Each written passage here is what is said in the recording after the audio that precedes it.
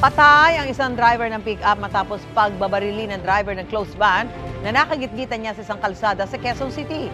Sumuko naman ang suspect na isang pulis. May unang balita, si James Agustin.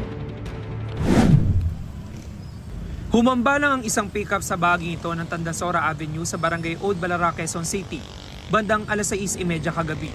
Ang 42 anyos sa lalaking driver ng pick-up, pinagbabaril. Isinugod siya sa ospital pero dineklarang dead on arrival. Nadamay rin sa pumaril ang katabi niyang 51 anyos sa lalaki.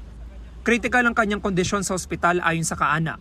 5 ang sakay ng pick-up na galing sa Antipolo at pauwi na sana sa Marilao, Bulacan.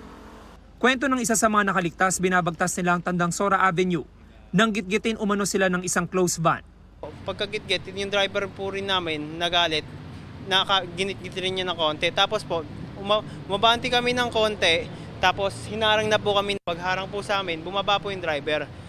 Tapos yung driver po namin, hindi po siya bumaba. Nilapitan na raw sila ng driver ng closed van at doon na nangyari ang paumaril. Sinuntok niya po yung driver namin. May dala na po siya ng baril, sabay pong putok. Hindi po na nakapalag. Inubos na po lahat na halos ng bala. Matapos ang insidente, dumiretso ang driver ng closed van sa Batasan Police Station para sumuko. Ang 48 anyos sa lalaking suspect. Napag-alamang isang pulis na may ranggong Police Executive Master Sergeant o PEMS. Nakatalaga siya sa Batasan Police Station.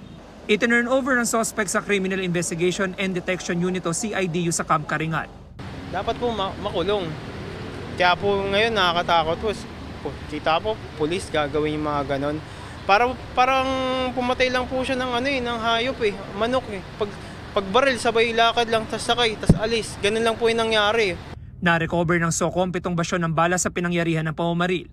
Sinusubukan pa namin makuha ang panig ng suspect at ng Quezon City Police District. Ito ang unang balita. James Agustin para sa GMA Integrated News.